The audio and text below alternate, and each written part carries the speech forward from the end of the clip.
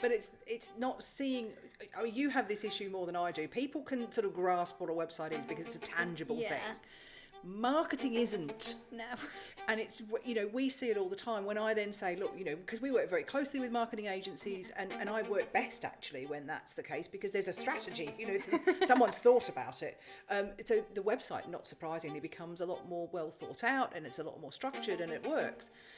It's people who just think that none of that matters, that marketing is just throwing a social media post on with no understanding of what you're doing. That's the difficulty. And, you have a far trickier job than I do in that sense. Because, I just have the job, we build a website, people think it's going to work, and then they don't understand that they might actually have to put some work in. Hello and welcome to this episode of Wrecked. This week we have got Holly Hinton from Web Goddess with us. Hello, Holly. Hi, how are you, Chelsea? I'm very well, thank you. How are you? Hot. Hot, yeah. To give context, Holly's actually from Australia, and if she says it's hot in England, it's hot in England. It's muggy hot, though. It is muggy hot. We don't get muggy hot where I'm from.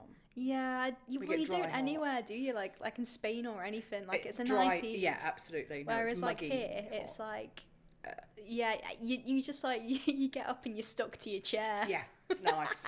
But no, it is an absolute. I was going to do an Australian accent. Then Yeah, don't. I can't do one. I've been here too long. So, Holly, one of the first things that we ask everyone is to start back right from the beginning. How did you get to where you are now? Just over 25 years ago, I decided to leave the corporate world because I was sick of. I don't take orders very well, I think is probably the answer to that. I'm not. One of my managers called me too Australian, and I think that's probably why. So I wanted to find something that was. Well, first of all, I was an IT trainer, so that's in the UK. So that's where sort of my background into sort of tech came in. And then once I had children, I wanted to find something I could do from home. I wanted to not have to travel and do things. And I love teaching. I love making people aware of, educating them on technology as well. So web design sort of fit with that. And I taught web design. So it was sort of part of that, really. And it was also sort of born out of anger. Because I got really sick and tired of people being ripped off. Yeah. And I still do. Yeah. I get very angry when people are sold or missold a dream, really. So that's where Web Goddess came about, really, was just sort of a middle finger to the corporate world, and also being able to do it and sort of educate people and be honest and open-minded, really. How did you come up with the name Web Goddess? It was actually a friend of mine. And she just sort of said, I'd done a favour for her and had designed a website. And she said, oh, you're such a web goddess. And I thought, oh, I like that. Yeah. So on the eve of my 40th birthday, I thought, I'll just see if it's available as a domain name. And it was. And I thought, sod it. I'm having it. And that's sort of where it stuck. So it's one of those people tend to remember. Yeah, no, it is. It's a good one, to be fair. I think when you actually kind of get down into it, like there's a lot of agencies, web companies out there with really rogue names, isn't there? Like they have a joke, don't they, where it's like pick a colour in a vegetable. Correct. I was just going to say there are some very odd names out there. So yeah, it wasn't really to stand out. It was just me being a bit cheeky, I think. But also as well, don't you think where it's like when it's actually relevant to what you do, why is it that it's standing out? Yes, absolutely. Yeah, I think this is an industry though, isn't it, where a lot of people, like, I guess it comes back to the ripping people off and maybe not having the best values. Like, a lot of people want to seem really cool and edgy in these industries. Yeah, you've got to have a ping pong table in the corner. I think is and like beer on Fridays and pizza and stuff. Yeah. And it's not how you've built your company at all, and it's not how we've built how we're building ours either. Yeah. It's based, again, on honesty. It sort of all comes back to authenticity. And what you see with me is what you get, whether you see me in person or on the phone or whatever. I am just me. And I think that's what I try and instill in the staff as well. It's about being sort of honest and trustworthy and really open. And I think, like, in a world where, like, a lot of people do put so much effort into showing up a certain way online, and I imagine that you probably spend just as much time online as I do. And then you can go and meet people and it's like they're not who they present themselves to be. It's very jarring. It is, and I think that's one of my pet hates. I don't like people having sort of that duality of being someone like completely Jekyll and different. Hyde. It is, and I think if you're doing that, it makes me wonder what else is you're hiding. I think that's the other thing. So if you're having to put a face on, what else is not being shown in what you do? And that's why the clients we tend to get nowadays, it's sort of changed over the past 11 years, because but 11 years ago when I started the business, websites, they weren't as common. So now a lot of people we're picking up as rescues, really, so that they've had a website or they're on their third or fourth iteration of a website, and they've just been told the most ridiculous things about it and missold. So we're rescuing a lot more people, and I think that's where that, once they find us, they tend not to leave, because they've just been through so many people who've told them utter rubbish, really. And I think as well, like a lot of people, when they go to a website, it's bigged up to be this like big thing, and obviously having a website is a big thing, but then there's no plan after it. And that's where we try to tell people that it's, the website is just part of the bigger strategy of marketing, and actually showing people that digital marketing is only one aspect of marketing. And obviously we don't do all of it. That's your job. But I think it's nice to sort of tell people that that's the case, that, it is not going to be the magic bullet that all of a sudden makes you viral or makes you stand out. And so many people get that they'll build a website, they'll leave it, and then wonder why people aren't visiting it. They're not the people out there driving it. They're not making any effort to go to networking or social media or anything. And they sort of go, well, why is it not working? So we're really careful to make sure that the expectations are met in that way, and say, look, this is just one element. Now you've got to go and do the hard work. And I think though as well, like you say it in such a refreshing way, because like I think so many people, and I've come across them as well, like from the past, and we don't build websites now. We look after people's, I guess, wider marketing strategy, but we'll project manage them. And we're always like really, really conscious that they understand that their website is almost like there's a purpose to it, and we get them to narrow down on what they want that purpose to be. Are people going to buy things directly through it? Is it to just like, I guess, to like funnel information through two different directions? And then once you actually explain things like that to them, that's when they actually start getting it. But so many people just have been sold in the past. You'll have this incredible website that will bring you in all this leads. And that's the problem. That's what we face every day. Or people who don't have a clear business idea. That's really tricky. So, that's fewer of our clients nowadays. We tend to find more established businesses come to us. But we still get people who say, I've got this great idea, but they've really not thought any further through it.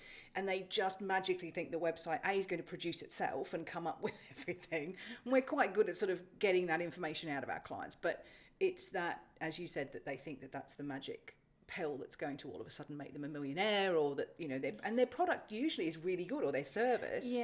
It's just they haven't had any time. They're sort of almost jumping the gun a little bit by throwing in, website first. And I'm really honest with people. I will say, you don't need a website yet. Get the word of mouth going, or go onto social media. Try that first, see how that works, and then invest.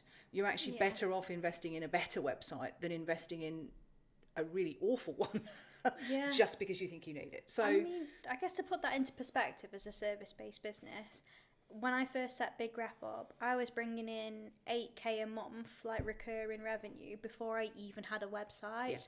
And I think like that's not, I'm not saying everyone should do that, but like the only reason then that like obviously I invested in a website was because, one, I think as a marketing agency it's kind of expected that you actually have one, like it is a hygiene factor in this industry. And two, the size of clients that we actually wanted, we wanted to put our case studies on there to show that we can work with that level of clients, because they were the clients that we had. So there was a genuine purpose around the website, and that now does need changing, because we've evolved over the last 18 months, bloody hell. I've not even worked in 18 years. But and I think this is a really good like kind of time to say, like, people that just have a website and then they leave it for however long, and then they don't add anything to it or do anything to it, like it is a moving part of your business. It is, and I think that's ours needs refreshing as well. We're changing some of the things we You've do. You've got cobbler's shoes probably. Well, I did actually say to one of the ladies who works with me, I said, I need to change it, and she went, oh no, we've got so much on. And I said, but I get itchy feet, I really want it to update it. And it's little things, it's not changing the whole structure, but it's just we've got certain things on there that we know don't float properly anymore. You know, it's not how we work. Yeah. And I think as your business evolves, you need to update it. But we, again, you know, case studies, it would be really awful. We do know a few web designers who don't have websites. And I don't quite understand that. One of them was funny, and that says, you know, I'm too busy building other people's, I don't have one. And surely that's where all our case studies or our portfolio goes, because I think you need to be able to look at the style we have. It's going to be different than other people. And we use different technology. So, you know, we specialise in Wix. We do use WordPress. We do a little bit of Squarespace. But, you know, Wix is sort of our baby. We love it. And we're certified designers with Wix. But there's other designers out there. And it's finding the right platform, the right design. All that's really important. And without being able to look at our portfolio, I don't think you get that idea. Yeah, and to be fair as well, like you hit a really good thing in terms of like being partners with stuff. So one of the reasons why like we don't build websites and we haven't got that functionality in house, and like I never plan on doing it, is because people have their preferences. And I've worked with enough web developers to know that like some people really like WordPress, some people really like Shopify, for example. Absolutely. And I think you are very trapped within the skill set of your team. So whereas like with us, we have we've managed 5 different website projects so far this year, and I'd say maybe 2 of them have been WordPress, one's been Shopify, another one, like I can't remember off the top of my head what it was, and then another one's a custom build. And what we try and do is we do what's best for that client. Correct, absolutely. And we're really honest with clients. If they come to us and we deal mainly with service-based businesses. That's our niche. We love working with sort of ambitious business owners who understand that their website isn't going to do everything for them. They're out doing the work. The website just reflects that when someone goes and has a look. If someone comes to me and they've got a big e-com business, there's no way that Wix is going to fill that boat. Sorry, Wix. It just won't. It's great for small stuff. And we do have one client who does really well e-commerce on Wix, but she's driving that business. And it's almost incidental where the website is, if that makes sense. But if someone comes to me, I would definitely say, you know, you need Shopify, you need WordPress, and it really depends. I'm very honest with people. I'll never try and squeeze them into a Wix box if that's not what they do. And we do manage, as I said, we've got websites we manage on Squarespace and on WordPress. I will never try and move somebody just because that's what I want. It's about that honesty, and that's again that anger thing that I get where other web developers will say, you need a complete rebuild, you know, you need to move to this product, and you think it's still not going to work, because if you're not investing the time and the effort now, the platform doesn't matter. Yeah, and I think that's so true actually in terms of like investing the time and the effort. And I think so many people, and I think a lot of it comes from kind of like a lack of awareness, and I appreciate that, like, although I couldn't go and build a website, I understand how a good website should work, and I have the tools that we would put websites through to, I guess, gauge their performance. And one of the things I guess that we work with a lot of they're quite big multi-million-pound manufacturing companies. Actually, with them, sometimes the website has to be a secondary choice because it has to fit with their stock management system, and it has to all link up. And it's without having, I guess, that knowledge that if they just go to I guess, any kind of company that might not be as honest as you, who has a preference over something, that's when there's an issue. It's like one of our clients recently has just implemented HubSpot, and because we were working with them as, I guess, we're their outsourced marketing team, I have now been bombarded by HubSpot to become a HubSpot partner, and I've had to turn around and say, no, I'm never doing that, because like my personal preference, if you were to ask me on a CRM, is Salesforce. Like I've used that in previous jobs. I don't agree with your functionality and setup a lot of the time because I think it's very predatory, but I do also see the merit in the way that you do things sometimes, and it's one of those where it's like I don't ever want to see as like it would do our kind of like, I guess, positioning damage to be, Yes. I guess, like sort of affiliated and yeah, affiliated's the word I was looking for. I was about to say in bed with these companies. but that's again being honest, isn't it? And I think that's the problem with any software is you have to be quite strong and set quite strong boundaries to say no, we're not going to recommend this. This is what we use, etc. Same with the SEO software we use. There's some bigger names out there. We use something called SE Ranking, which I absolutely love. But SEMrush, we get so many emails. Just come to, and it's like I don't want to. Because what we do is we're not an SEO agency. Yeah. We're web designers, and SEO and web design go hand in hand. You can't have one without the other. So we use it because it's part of the web design process, and we then have clients who we help in terms of reporting, in terms of keeping their websites up to date. So it's part of the package. It's not a separate entity, if you like. Whereas like we do use SEMrush, but we use it like a lot for our clients who do have products will use the SEO side. But actually I'd say probably 70% of our time using SEMrush is for the content that we actually create, which makes it worth it for us. Yes. And it's finding what tools you like. I think that's the thing. We use a different CRM because I love it. It doesn't matter which one it is. And I think I want our business to give our clients the confidence to be confident in whatever software they use. And it doesn't matter what that is, whether it's web design, whether it's CRM, whether it's Microsoft versus Google. I don't really, because people get paralysis. There's a lot of choice out there, isn't there? There's so much choice out there, and they sort of get paralysed by thinking they're making the wrong choice. And yes, there's an investment, there's a cost in making a choice, but actually it's better to make a choice and realise it's the wrong one and then go back, I think, than getting stuck and thinking I haven't got a CRM because I've got 5 different choices and I have no idea which one. Yeah. Or I haven't got a website and people have told me Wix used to be awful. It used to be, and it's still got that reputation in some circles. Maybe, it's awful, it can't do this, it can't do that. And we have great success for clients on that platform because it's more about what we're doing rather than the software. And Google have already said that it meets and matches WordPress now. It's not, there's no problem with it, but it's that historical issue that people the have. reputation of it. And it's difficult because people have, as I said, they think that they'll move the platform, they'll move their website, but they've still got the same thing, no strategy, and it's going to work.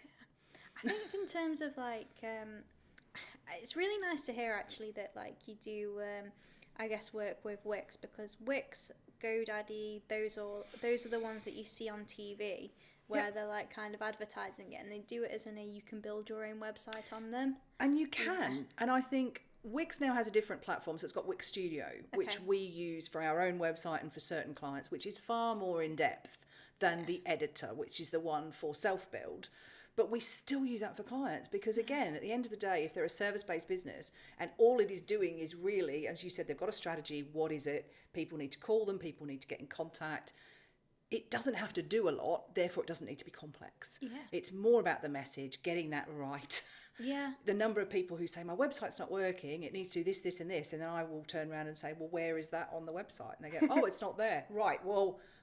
It's a there's content your answer. problem, It's a content problem, it's a strategy problem, it's not a platform problem. And we do get a lot of people who come to us with existing Wix websites and we will refresh them. So, we've got a refresh service, which involves strategy. And we're doing one at the moment for someone. And they've self-built it, they've done a good job. But that was the question. They said, I want to be found for this, this and this in this area. And none of that was listed on the website. Yeah. And it's very much, people get in the habit, I think, of putting themselves really front and foremost on a website, but not how they can help other people. And trying to get people to understand the website's not about them is really difficult. And it's, still put that on there. I love peering into people's, about information. I love knowing who I'm dealing with, and I think that's really important with a service. But it doesn't have to be on the homepage. It doesn't have to be front and centre. And I think as well it comes back down to, in terms of like just having that clear, I guess, content sitemap that you would then start with before you actually build with. Whereas I imagine that like it's easy, isn't it, when you might be building one yourself, to just go in there and like think, oh, that looks pretty. That looks very nice. much. And if you're using a template, it's already set up, and they tend to think that they have to follow that. Yeah. And again, it's that not understanding that it's just a starting point, and actually you can customize it completely. So you don't have to have home, about, services, etc. It's still important to stick to some sort of format that people recognize, but how you do it is very different. So that's why a lot of our job is education. It's if we can train and teach our clients to update and keep their website and give them a little bit of that strategy, they're empowered to do it themselves then, rather than having to come back to us to change a phone number. I think that's really important. I think that's true as well, and the amount of horror stories that I see where it's like agency lock-in. Like, we inherited a website from a previous agency for one of our clients, and we've just trademarked their logo, and we wanted to put the new logo on. And on that website that we'd inherited, even we who are used to going into WordPress sites went in to try and change it and couldn't, because they'd like basically locked it down. Yes. And I think things like that, where it's like that client has paid for that website, that is their property and they own it. Absolutely. Like, how disingenuous of you to actually lock that so they need to come back. Yeah. And then we get the horror stories where they try and then contact the agency to do it, and they get told they're too busy. Or we had one client this who one got had gone bump. Well, yeah, and that's the other problem. Or we have clients, one client got told that, you know, the guy said, do you know how many clients I've got? I'm too busy. And it was like, well, that's not my problem. That's They want to change the opening times. And I think that's the problem then, isn't it? That we've had that where people have gone bump, they haven't given them the control, they don't know the passwords anymore, and there's no other option than to start again. It is a good example of then, you know, that's why I say to people, it's good to invest in something that's worth it in the training as well, so that then they've got control. But it's not a question people tend to ask when they start. No, it isn't. I think it's when you start getting into the nitty gritty of these things. But then it's like with you, that's why people stay, because you make it like, you make it easy for them to stay, and it's not actually hard to build a business, I don't think, off retained revenue. You just have to treat people the way that you treat them in the first few months when you're trying to retain the business. Absolutely. And I think that's what, if you start to get to the point where, you know, and this is these other people where they almost, it's a hassle to deal with them. Yeah. If they don't feel valued, they're not going to stick around. And, you know, we've got one client who did say to us, we were the third web design company they'd come to, and she did say she was never going to change websites again before she came to us, because it was worse than childbirth, which is quite a statement. Wow. Yeah. I mean, I've not experienced that, but no, but I can imagine. You know, that's quite a strong statement. Yeah.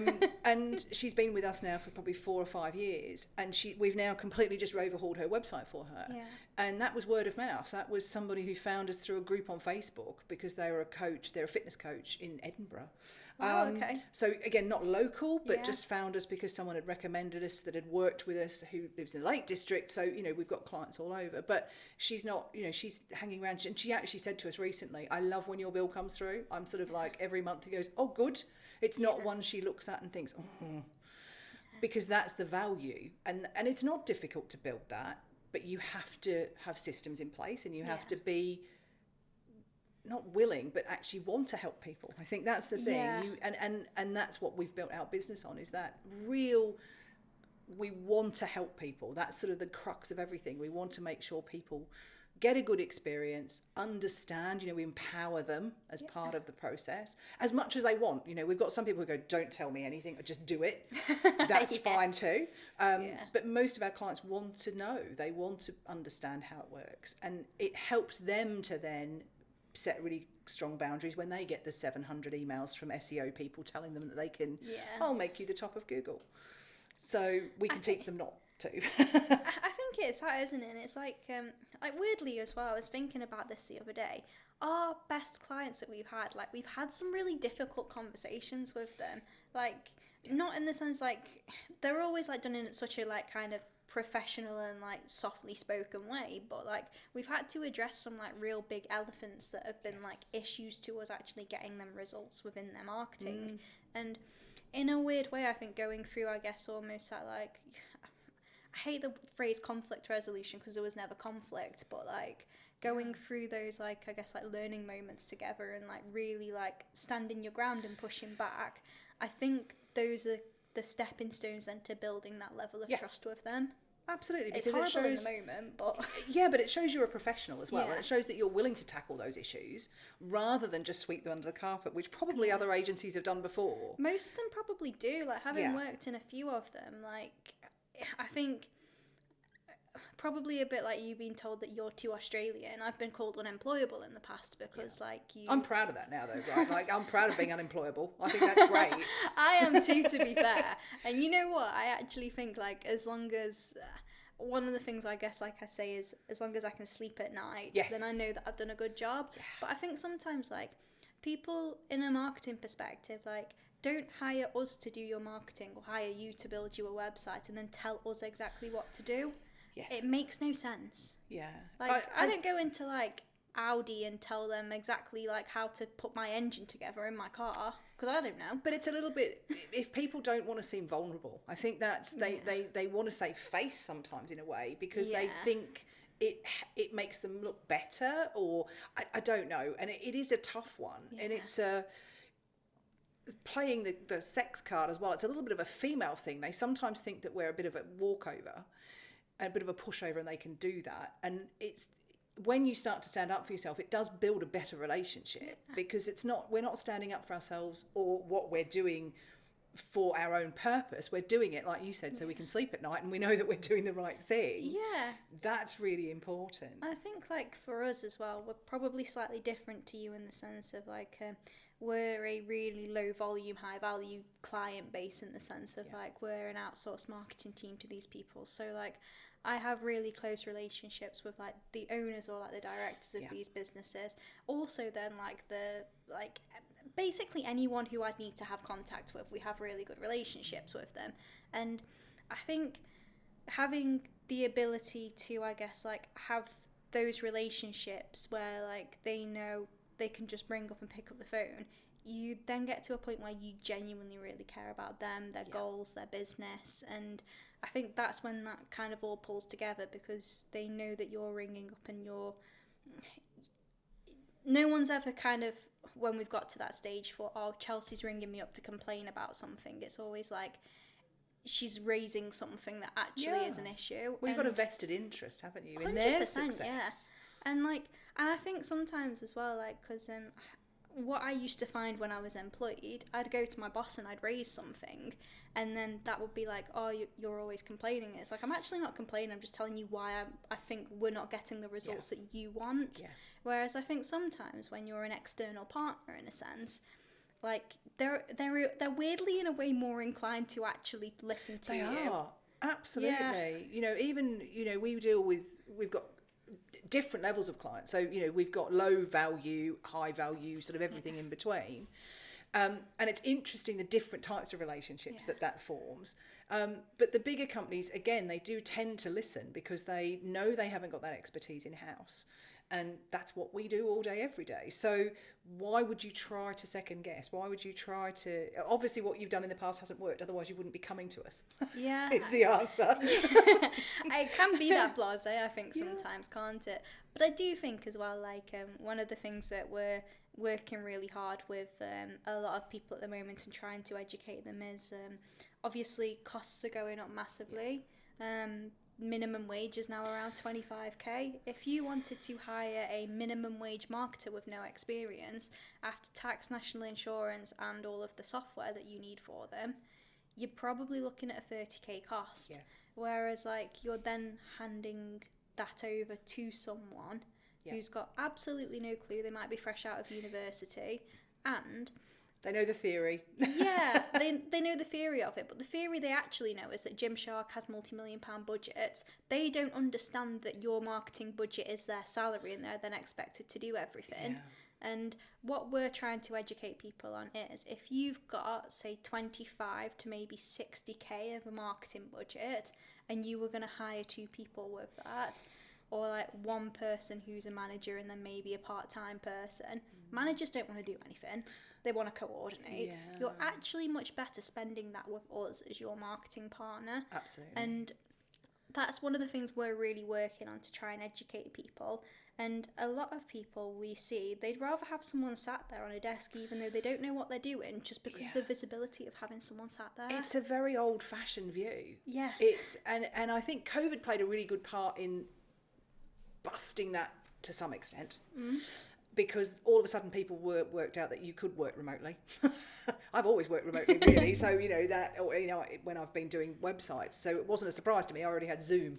But people who didn't have it were all, oh my word, people are actually productive.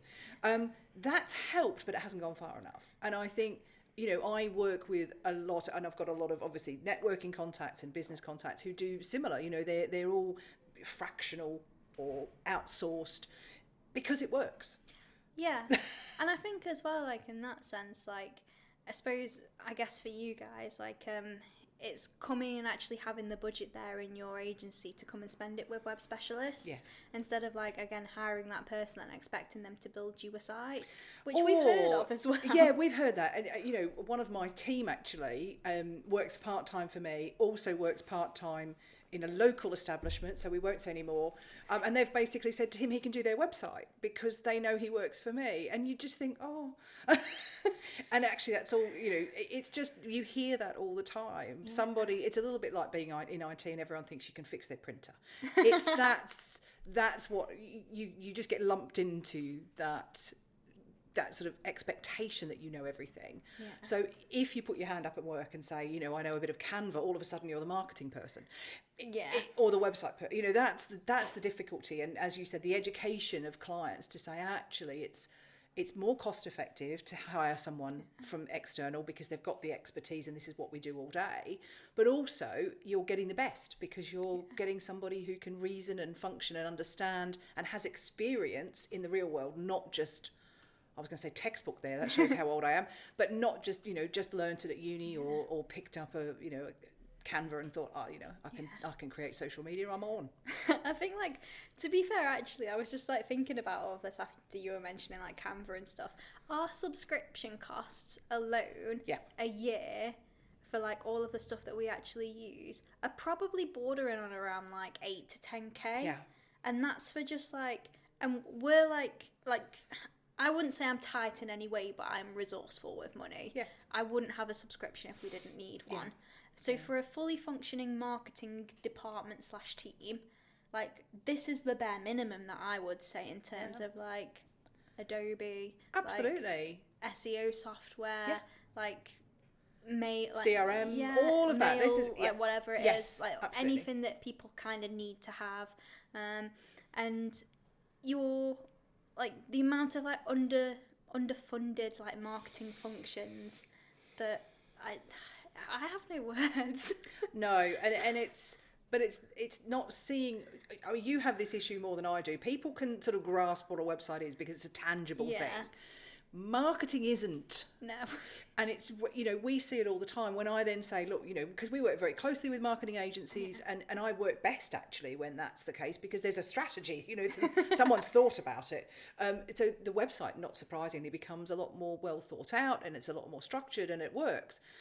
It's people who just think that none of that matters, that marketing is just throwing a social media post on with no understanding of what you're doing. That's the difficulty. And, you have a far trickier job than I do in that sense because, I just have the job, we build a website, people think it's going to work, and then they don't understand that they might actually have to put some work in. Yeah, I mean, in terms of like trickier jobs and stuff, I think it's always like it's weird actually. In previous places I've worked, I'd say it's been an uphill battle sometimes to get people to actually like convert and be bought into like the process and stuff. Yeah. Whereas like I think the way that we market ourselves and like the way that I go in and have these discovery meetings with clients is very one, we tend to only attract people that want to invest in their marketing and see it as an investment because like we'll openly say we're not the cheapest. Yeah. And the way that we've positioned ourselves kind of goes along with that. So we do tend to only get we get fewer leads through, but they're really high chance of converting leads. And a lot of ours again come from either people that have heard of us or like kind of they've been following me for a while on LinkedIn. It's the best way though, isn't it? It's organic growth. Yes, and that's sort of how my business has grown, really. It's all organic. I don't pay for ads. I'd never have. I would say 95% of our work is word of mouth. Yeah. And, we still get the odd one from Wix Marketplace because we're on there, because we're partners with them. Very often the leads that come through there aren't great because they're people who think you can get it for free, or, I just need a little bit. Well, no, you don't. But quite often we do convert them because we will say what we do. And we did have someone recently who came through the marketplace. When we quoted, they went, oh, that's too expensive. Went away, got someone else to do some work, and they made it even worse. And then they've come back. That's always the case. So See you in 6 months. Exactly. But I always leave the door open. I think that's the thing. I always say, if you need us, you know where we are. And when people say, but I thought, could you do it for half the price? No, because we wouldn't be doing the right job for you. We wouldn't be doing it well. And we know that not doing it well doesn't work. Yeah, I think it's true, isn't it? And I think one of the things that we're doing now is trialing, I guess, different levels of support. So if people want execution that doesn't necessarily have to involve me as much, then they don't need as many days support from us. Yes, absolutely. But if they want strategic thinking and guidance, and to basically have me as their fractional marketing director and then big rep to do the execution, that's a much different level of Absolutely. That's what we do. We do different levels, and it goes from everything from our annual support packages, which literally we're there at the end of the phone if someone needs us, but they pay an hourly rate, but only if they ring. That's sort of for those very small companies who pretty much not kitchen table, but that sort of size, because I'm not going to rip them off, because I just see so many people. We had one client who was paying hundreds and hundreds of pounds a month for web support, which it basically consisted of a report that was sent to them in PowerPoint once every quarter that said nothing. It was it was really lovely worded, but it didn't say anything. It didn't empower them. It didn't give them anything. And then when they tried to move again, a lot of those companies will try and scare them. Yeah. If you leave, you won't get the business anymore. You won't get this, and and that scare tactic it's just completely the opposite of how we work. Yeah. And it does mean that people, unfortunately, will go somewhere else and then come back to us when they realise they've been done again.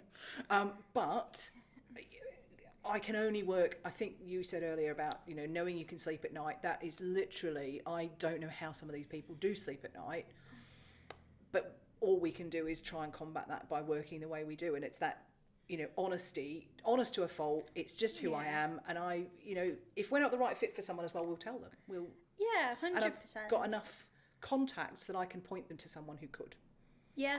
To be fair, actually, we're getting the same way in that respect. And I think it was nice to hear as well, 95% of your business comes from word of mouth, because you've obviously got an incredible reputation for what it is that you do. But also as well, I want to say you've been doing Web Goddess now for about 14 years? So 11 years Web Goddess has been going. I've been networking for 25. Yeah. 22 maybe. I've been in the country 25 years. So about 22 years I've been networking. And I've still got contacts from that very first networking in Cambridge, where I used to live. So it's you have to like people, I think, is the groundwork for any successful business is you have to like people. If you don't like people, you're starting in the it's not the job for you, because you have to deal with the public. You have to deal with people all the time. So for me, it's building that. And yes, it's reputation, but I still work at it. So I still go networking. I still invest in that, getting out, talking to people, trying to support people, and not trying to sell at them. I think it's key. That's key, isn't it, in terms of not selling at people, because the amount of people that they've not even got a hidden agenda. It's just so overt, and it's just it's tiring.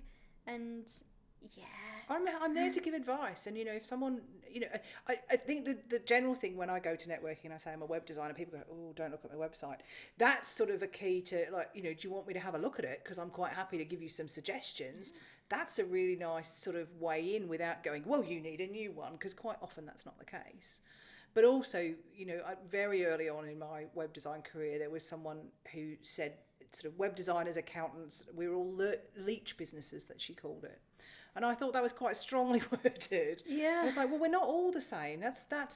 But we do offer a service, and that is web design. So if you need a website, that's who you go to, right? So, but I'm not going to go out there and tell everybody that they need a new website when they don't. Yeah.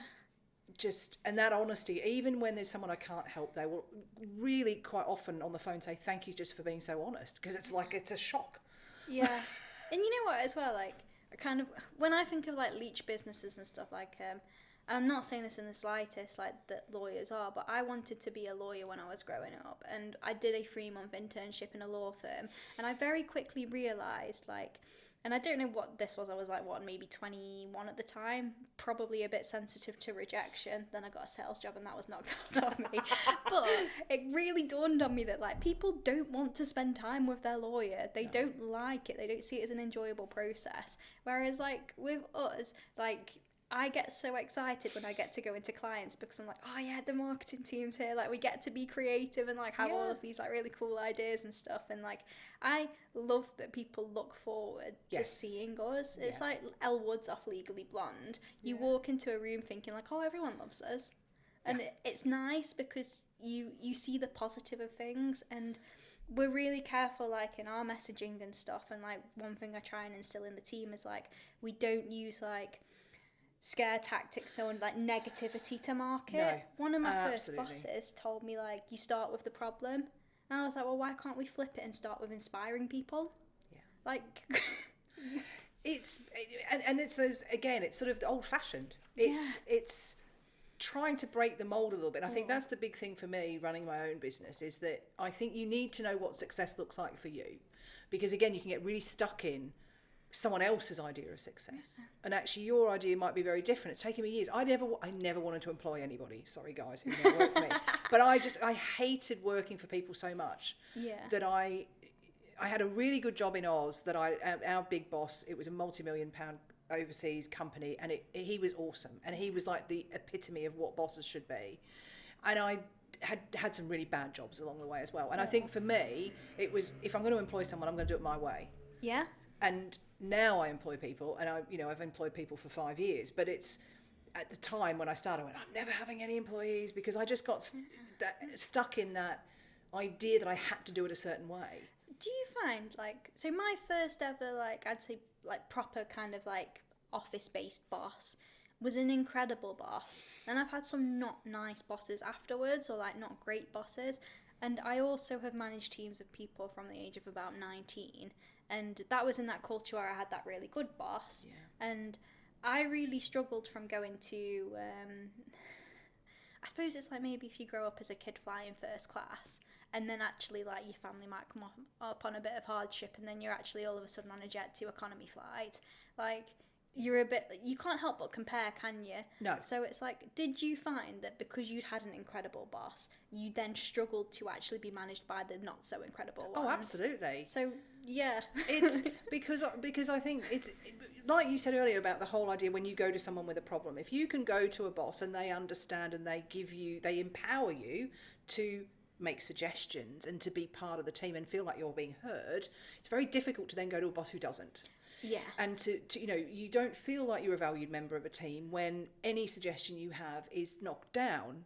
I've got very young staff in terms of my team, and we take T-level students on quite often, and we do a lot with work experience students. If I can manage it, I will always say yes to a work experience student come in, because I just think it's nice for them to see a different way of working.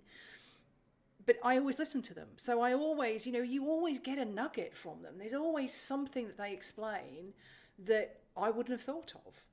But again, that comes back to vulnerability and being able to actually listen to people and say, I don't know everything. Maybe these people have got ideas, and some of the most brilliant ideas that have come into our business have been from some of the teenagers who have come in to do T-levels or to do a week's worth of work experience. But you have to be a boss or a leader who allows that. And I think it's like a lot of people, I guess, you said something really interesting earlier about people wanting to save face, maybe.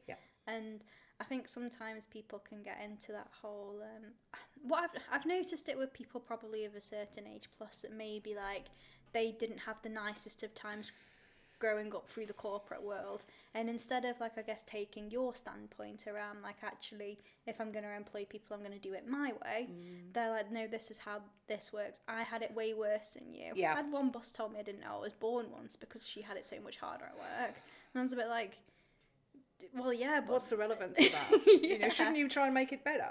Yeah, literally. You know? Like, and I think it's one of those where, yeah, I probably was quite difficult to manage, but I was also naughty at school and I didn't listen to teachers.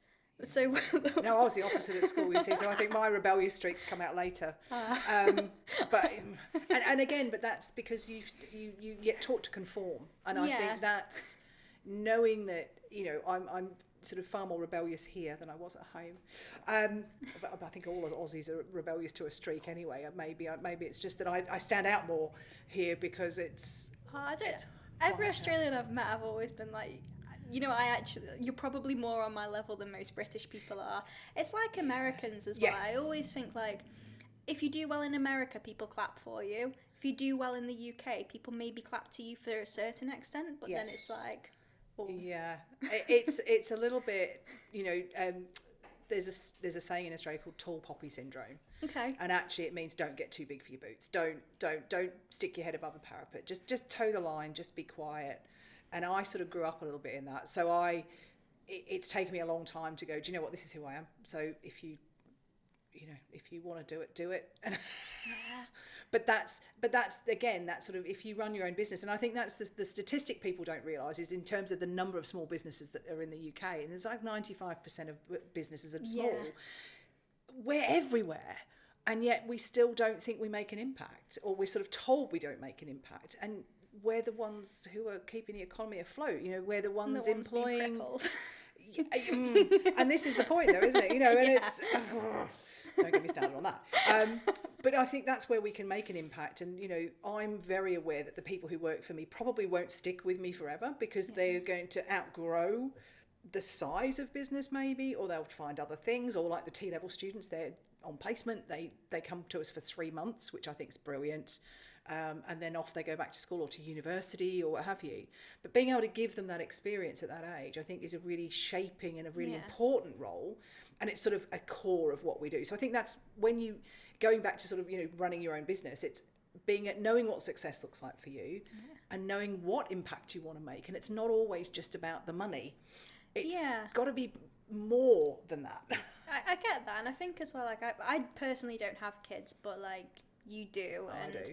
I imagine like you kind of have to see people in your team as part of like having kids, as in the sense of like you want to set them up to fly as high as they can go, whether that's in your company or not. Like at least you've given people like a really nice solid grounding and an element of like, you know what, I really liked my time there, and if I do leave, then I at least want my next jobs to be as good as that. Exactly. And then it gives them the foundation to say they can spot a bad opportunity. You know, they can spot when they go, oh, this isn't for me, actually. Do you know what? And that's the thing. It's about valuing people. And yes, I mean, setting my kids up for success has sort of been a really good training ground for me then being a boss, because that's what I do. It's all about, you know, it's what they want to do in life, not what I want them to do in life. Yeah. That's really tough. Especially when they pick bizarre sports like American football. But, you know, it's being there for people as they are. And I think if you can do that in any sense, and even for clients, you know, like you said, having different levels of service that you offer, because it allows you to be flexible and to help them where they are, because they might turn into a client who then wants you to do more. You just don't know. And that's what we often get. The sort of smallest things that come in turn into bigger things, because once they see we can do what we say we can do, then they go, well, I'm not going anywhere else, because actually I know I can ring Holly, and Holly will at least give me the honest truth to something without selling something at me. Yeah, and the thing is as well, I think like kind of like how you treat people should remain the same no matter in terms of like the size of it. Like one of our clients who literally comes to us for in terms of size of account, they probably don't spend more than £500 with us a year. They just come to us if they ever need any like print or signage. And I don't actually take clients on like that. The only reason I took this on was because like I've been going to them to get my beauty treatments done for the last 10 years. Yeah. But the fact that I know how much she loves her business and she trusted us to do it, and they've recently had something from us that didn't work out. But what I did was I literally bought it back through our business with a different supplier and then gave it to them free of charge, because like in my head, like it comes down to that, can I sleep at night? Yep. They bought something from us that was like either a faulty item, not through our fault, it was through one of our supply partners, but still she bought, like her invoice said big reputation. Yes, and absolutely. That's the level of like, I guess, care and attention, whether you're a £500 a year account or a £500,000 a year account. We've not got any of them yet, but one day. Absolutely, but that's the point, isn't it? And you're not then, it's not about not chasing the money, because then why would you be in business if you weren't? I think that's the, but it's about that, just treating people like real humans. And I will always stand up for my team as well. And I think that's, I really detest companies where they will throw someone under the bus in their team to help a client when it's sort of the wrong way round. Yeah. So it's just, again, it goes back to honesty. So if I know one of my team's made a mistake, we will apologise and we will set it right and we will do whatever. But if I know it's the client being a little bit nasty, I will stand up for my staff members. Which is 100% right. And like, I've been in agencies before where like you've been maybe not spoken to in the nicest way, or like people will get really dismissive of you because you've not got the director title, and then it's like, oh, let me speak to your manager, or like, I want to do that. And we've recently had that here at Big Rep where someone was rude to a member of our team, and they were like basically saying to them like, get Chelsea to ring me now. So I purposefully didn't ring them that night because this happened in the afternoon, and it got to a point where like actually I woke up like the next morning to like 7 WhatsApps, and I've never WhatsApped them in my life. Yeah. Like borderline harassment, like really vile messages. And I was like, you know what? I'm not even ringing them. This contract is cancelled, because like not even how they spoke to me, I was already going to cancel it because of the team. Yeah. I just didn't want to ring them the same day and tell them, because I don't like being told to ring someone because they've demanded it. And I think, you know, we very rarely have to fire a client, but we have done. I had to do it when my dad passed away last year, and I was in Australia, and someone was really vile to one of my staff members, and I could see the messages going backwards and forwards, and they were like, get Holly to contact me, same. Actually, I'm on bereavement leave. I'm still running the company. Sort of, luckily the time difference worked, because sort of everyone would go to bed and I'd work. Yeah. But it was, and I just went, sorry, thank you very much. Here's your website. We wish you all the best. Yeah. But we won't be working with you anymore, because it's just not the way to treat people. And then again, the staff know that though, don't they? They know that they can put their all into what they're doing for you as the business owner, because they're going to be supported. They're going to be covered, I suppose, and just held if something goes wrong. And obviously, you know, there's times that you're going to make mistakes, I'm going to make mistakes, my team's going to make mistakes, but we own up to it. Yeah. And it's all about that honesty. We broke a website once, literally just days before it was meant to go live. And I've done we that could before. have, we had to then tell the client that we'd done that to get the agency to fix it. Yeah. Like, but luckily it was a one-click fix. Things happen though. But I mean, but what's the alternative? Just pretend it wasn't you. Yeah. Things get found out. You know, it's that sort of saying, isn't it? You know, if you don't tell a lie, you don't have to remember anything. Well, yeah, that's true. Why would we try and pull the wool over people's eyes? And it's sort of my pet hate is lying. I really don't get it. I don't let the kids do it. Just tell me what's happened. Like when we spilled paint in the back of my car last week. I was in the car when that happened though, by the way. That was, my son has just got his license, and I was actually in the car with him when the white paint went all over the back of the car. But what are you meant to do? It's happened. Sort it. My other son said, because he got the email or the message from my other son with a picture, and he said, oh, mum's going to kill you. And he went, no, she was in the car, it's fine. It was both of us. Never seen anything like it. But anyway. But I think the thing is, though, with that, like, it goes back to that saying, isn't it, where it's like, there's no point crying over spilt milk. Yeah. It's happened. It's happened. It's how do you deal with like, how do you regulate your emotions so you can do it productively? Yeah. And I think so much comes down to, like, I guess being able to have that discipline to, like, regulate your emotions and to make, like, you'll know this with like having a team, and even more so probably with having kids. Like, if you have had a really bad day, like, you don't want to go back home, or like you don't want to come into the office and like push that onto everyone else. And like, whenever I'm like going through like a tough time, or maybe I'm just really hot, or maybe I'm hungry, I will tell the team openly, like, oh, I didn't have much sleep last night because the dog was whining. If I seem quiet, that's why. It's nothing you've done. Yes. Because I've been in environments before where I've had to really walk on eggshells around people. And I don't want anyone to think it's them when it's really not. No, and I think that's, if you can be open and honest with people, that's, you instill that then in the team, don't you? And that's the thing. And it's all about building that reputation that you can talk about stuff, so that they don't feel bad if they have to take a day off, or that they're not in a great position.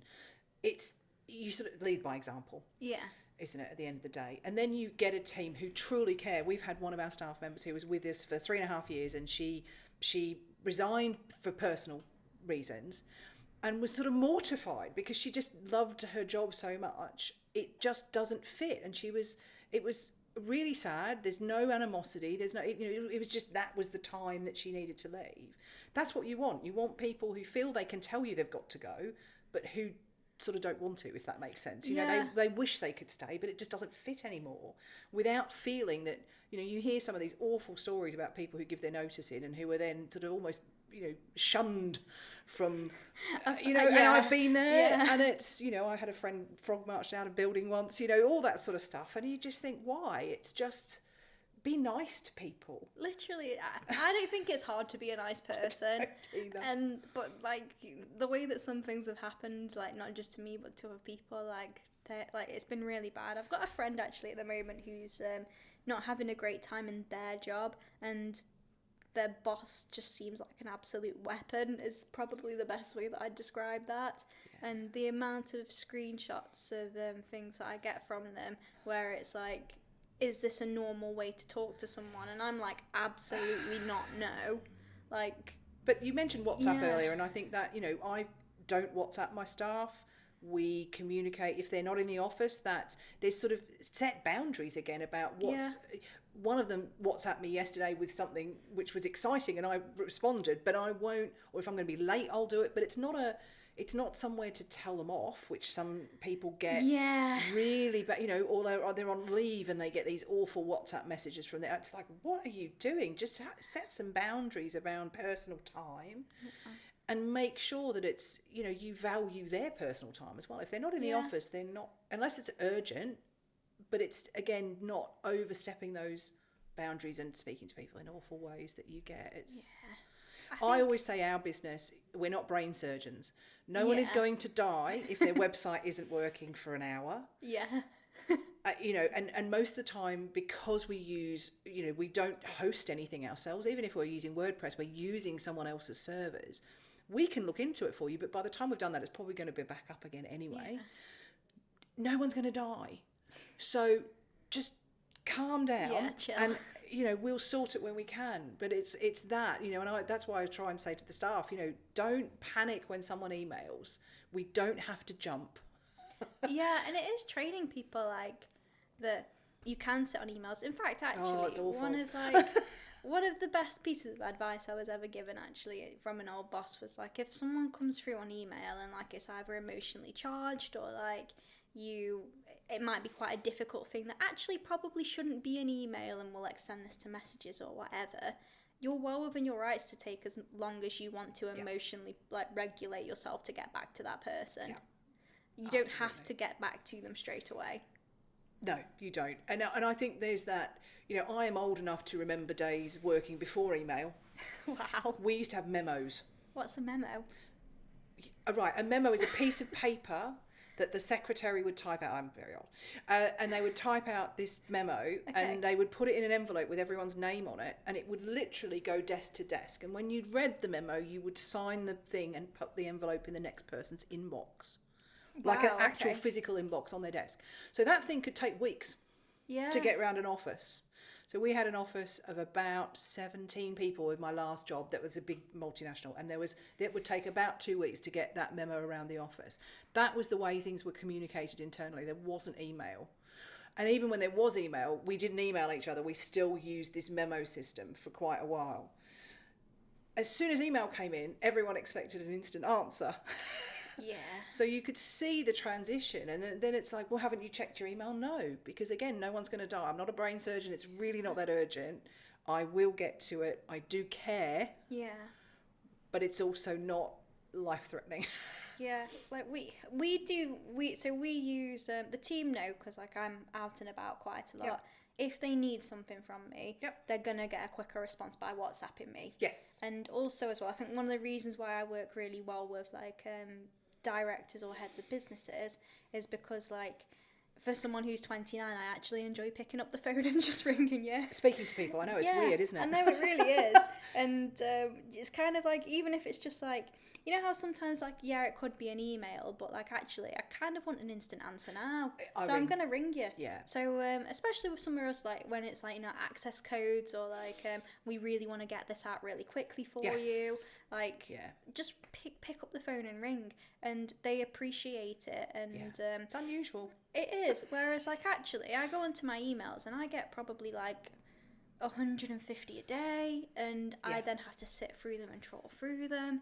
And like I am pretty good at organising my inbox, to be fair, but it still takes me time. And what I've actually found now is, because I'm here, there and everywhere, I'm either catching up with my emails in the evening, or I do it maybe in like block chunks on say like a Tuesday and a Friday when I actually get time to do them.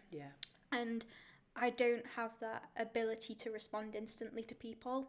And it's weird, you almost go through a phase of like when you're, I guess, growing in a company where it's like you get no emails whatsoever. It's like, oh, I wish I had emails. Same with meetings. I wish I could go in the meetings. Now, no. Now I'm just like, I'm actively trying to not get emails. Block time when you and can't. Only go into meetings that really do require my time. Yes. And it's hard to stop that instant stuff, and it's instant gratification anyway, isn't it? Nowadays, it has to be instant. So when you've emailed, someone emails and then they pick the phone up and go, "Have you read my email?" It's like, no, that was like 2 minutes before you've rung me. I haven't. I'm actually working, and it's really tough to do. We've got a group inbox, so for all client stuff comes into one central inbox, which really helps because it means anyone in the team can pick it up and deal with it. But again, that, like you said, sort of when you're starting, that took ages for people to stop calling Sam me, who used to work for me, because she'd reply and they'd go, "Hi, Holly," and it was like, oh, but it's training people, the clients as much as anything, to know that all the staff can deal with this. And if they can't, they will forward it to me. But actually, that is not. I'm actually out doing the work. I'm actually talking to clients, doing things. I'm not answering an email about another scam that they've sent through just to check, which is great. I'm glad they ask us. But anyone of my team is trained to a level that they know that that's a scam and they can reply. Yeah, I think, to be fair, like it's one of the reasons why we're trialing this, like, I guess, dual level of like, because it's one of those where if it's just execution, actually you'll get a much quicker answer if you speak to the person that is executing on that work. That's sort of what we have to say to people. Yeah, whereas like if it is like genuine like strategic level, you need me involved. Well, that's absolutely fine. Like, you've got my number, but at the end of the day, kind of like, what we're having to educate people on is actually like, my value is in the strategic level. Like, I shouldn't be the one having to update you on like your social media calendar, because at the end of the day, I also pay someone to do that. And me constantly stepping in would feel like micromanaging to that person, and I'm not empowering them to do their job. That's it. So we've got lovely relationships with our clients, and we explain this to them. And most it's just training them, isn't it? And it's like, but it's also like some people just can't be trained. There is that. If they've always dealt with you, it's as you said, it's trying to show them the value actually of dealing with the person who's actually executing that work. Because once they do get that, then they actually and then I go, oh, I'm left out. Oh, they don't need me anymore. Oh, I do. Well, I love seeing that, to be fair. I do too. I love it when you see like, oh, they're friends now, or like, oh, I really like when your business evolves to that point where you have a team that knows what they're doing and the clients trust them. And you're still there if it really gets to it, but most of the time it gets dealt with. And then you get some lovely comments as well. I feel like a proud parent, actually, when the clients go, oh, I love working with whoever it is. And, they really have insight, or they've given us some really good advice. And you think, oh, that's brilliant. That's sort of the business I've always wanted to run, is that where you've got pride in your team, you're providing a really good service. And I'm not going to sit there and compare myself to all the people who I really don't like in the industry I'm in. I just do better. Yeah. There's no point bad mouthing, and it's just do better. Like, don't be better. Don't be bitter, be better. Yeah, absolutely. And the bitterness drives me somewhat, because I get really sick and tired of, if I had a pound for every single time a client rings and goes, oh, I've got this and I've been told this, and you think, oh, I'm so glad I'm not on Zoom sometimes, because I don't have a poker face. I get that. But that frustrates me, but that's where our work comes from. Yeah. No, I get that. I wanted to ask, actually, because you know how you said that you didn't want to employ people and then you employed someone 5 years ago. What was the shift? I think the thing was I was getting that busy, I couldn't do it all myself. I knew that, I sort of built the business around my kids because I was a single parent, and I had to have something that I'm very involved. I'm not a helicopter parent, but I love being involved in their stuff. So they're very active, and I had to fit it around them. And I was getting to the point I couldn't do that. I was working weekends. Yeah. And I thought, either I get a VA, which I've worked with before, but they're not in your business. Yeah. So they're great. It's like, the outsourcing and all that. Absolutely. But it was it during COVID? It was during COVID. So it was sort of the start of COVID, and I was at home anyway. So we were all in that position where we just hadn't escaped our houses for however long. Yeah. So all my meetings went online. I just thought, you know what, I need someone. And luckily, when I advertised the position, and it was just part-time admin assistant working, someone I knew rang me and said, do you mind if I apply? And I'd known them from a completely different walk of life. And I went, please do. And she ended up being the perfect fit for the business. And it was lovely. So we were remote. And actually, one of the reasons she felt she could step away was because now I've got an office and I've got staff in the office, and she's still remote. And so it was sort of almost the right time. Yeah. That the business had built to a point that, and she absolutely helped grow it, because when she came into the business, she said, so what systems have you got in place? And I went, they're all in my head. Everything was in my head, because it didn't have to be anywhere else, because it was just me. So she literally built the systems that our business now runs on. And the mental shift for me was just let people help. I was brought up to not ask people for help. Very similar. Yeah. Do it yourself. Don't trust anybody. Yeah. That. And it took me a long time to go, do you know what? Actually, if this is going to grow, I was at capacity and it couldn't. Yeah. And the thing is as well, it's a nice feeling, isn't it, when it's like almost like you want your business to outgrow you personally, but you don't want to be the cause of your business like not growing to its full potential. Yeah. But sometimes you need to let people in to do the stuff that you don't want to do or you can't do as well, so that you're able to grow and then get it to the next stage. And I think for me, I just got it in my head that I didn't want to employ because I hated being an employee. It was sort of this really weird thing that I'd sort of built up. It's like a weird limiting belief. It was awful. Yeah. And then all of a sudden I just went, what am I doing? Seriously, I need some help. And it's the best thing. And I think, we've got this saying in one of the business club I'm in, that, that once you've got your first, then you sort of get addicted and the next one comes very quickly. And it sort of does. But again, for me, it's the students. I love having students in. And but that's not for everybody, and that's fine. But it's lovely to be able to help, the local school. We work with Paisley, and that's where our students come from, our T-level students. And because they're in for 3 months, Monday to Thursday for 3 months at the start of their sort of final year of A-level, T-levels, they get a real insight into the business. And actually one of the T-levels, their first T-level student, is now back working for us part-time. Oh, that's good. Because he just immersed himself in SEO, and he's taken that off my plate. I'm like, right, off you go. So he does all the reporting for our clients, and he's a whiz. He just loves it. It's not what he wants to do forever. He's uni results tomorrow. But it's lovely to be part of that journey, even if it's only for a year. Yeah. You know, and just to give him the option. And also it means I don't have to look at all the numbers. Yeah, no, there is that as well, I guess. I think it comes down to, though, like, in terms of, I guess, like, you know, like people talk about, like, their why or whatever. Yeah. Like, I'd say I do what I enjoy, and I love seeing things grow and develop. Yeah. That's both people and accounts and brands and Yes. businesses. I just like thinking, like, oh, we've taken something from here, and now it's here.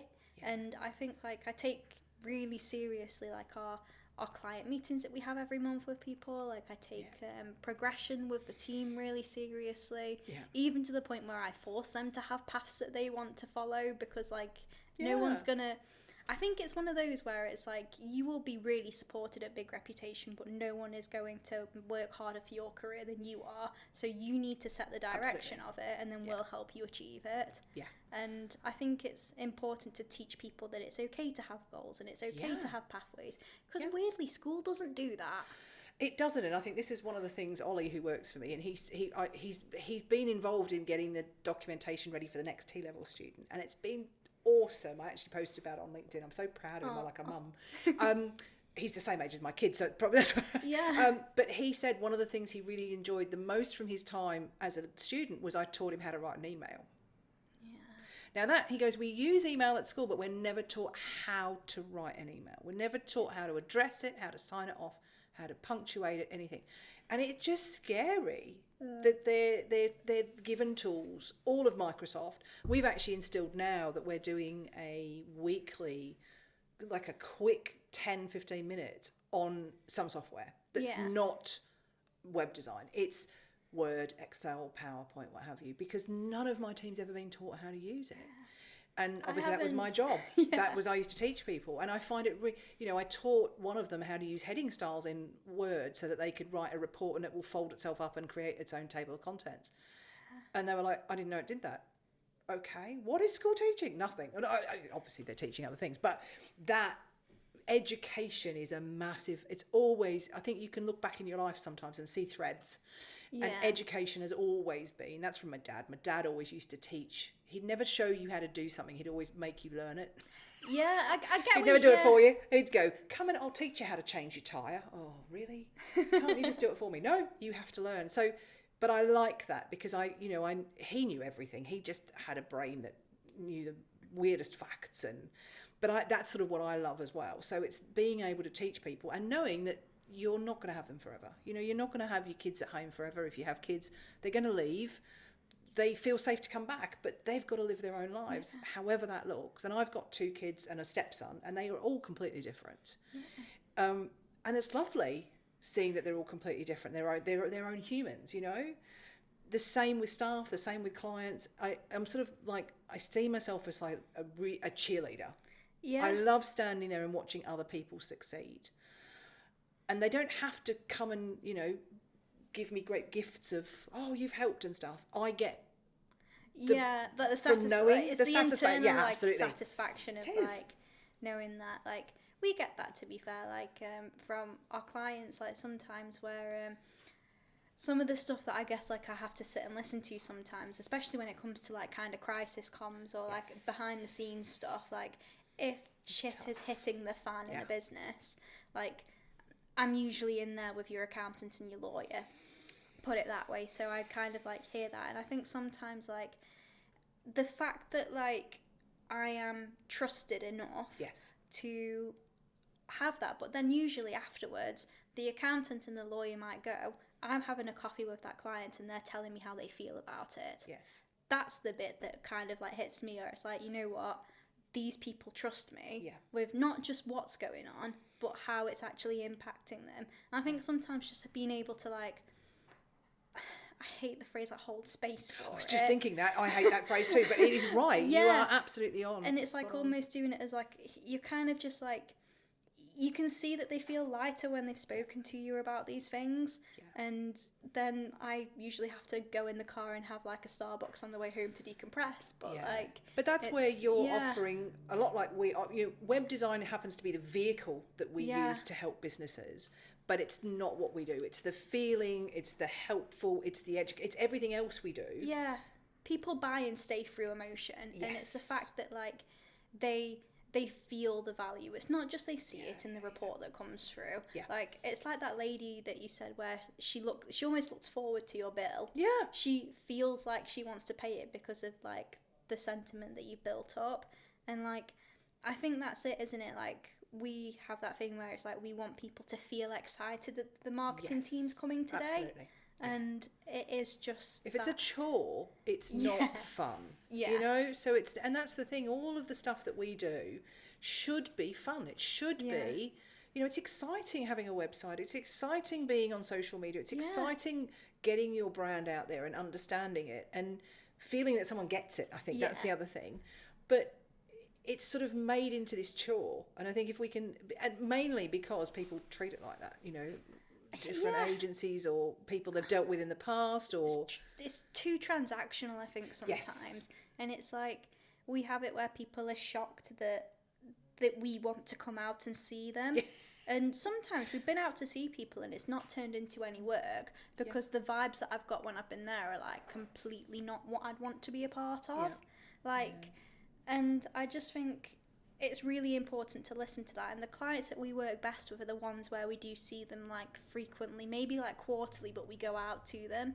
We get to be in their space for a while. And like you just kind of like I guess you can channel it through you then into their marketing because you you get the feel of it. And that's, people think with web design we don't need to do that, and I travel quite often down south for a business club I'm in, but once I was down there and I had to do quite a few other things, including the American football, and I decided to spend sort of a whole week, and I picked all the clients I had that were local and then went and visited them. And it was great for me because some of them I hadn't ever met, and it was really nice to then go into their space.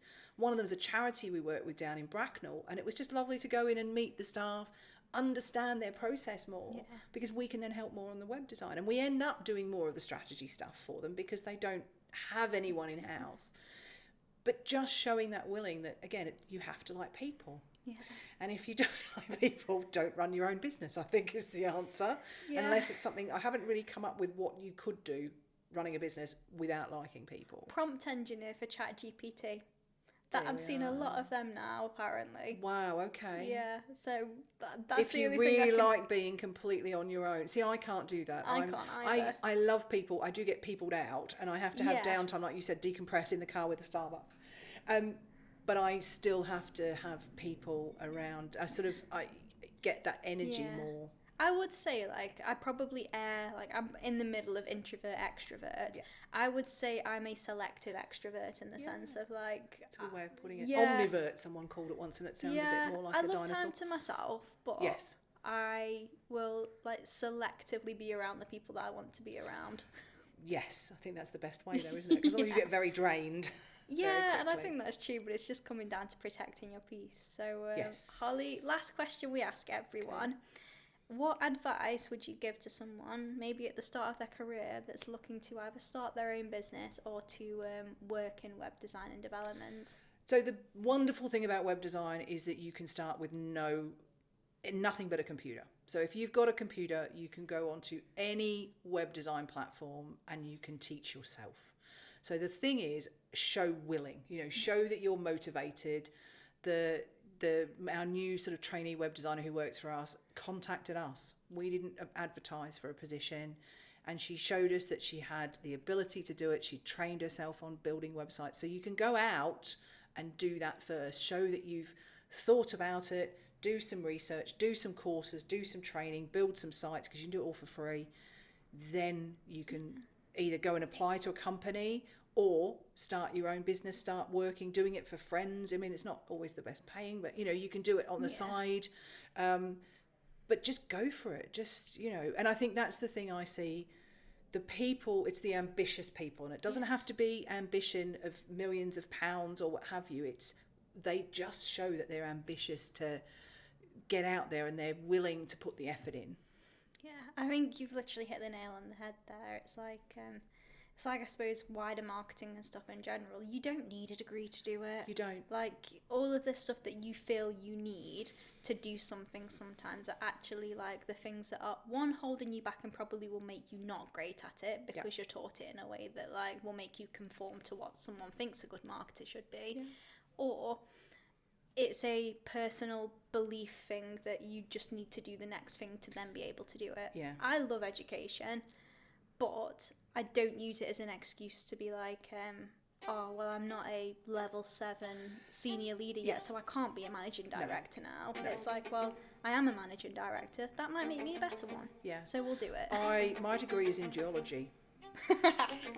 Yeah, so I don't have a web design qualification, and I run a successful company. So that's the point. You can, if you've got the aptitude and you care, you can do it. Yeah. Well, thank you very much for your time, Holly. You're very welcome. Thank you. Thanks, Chelsea.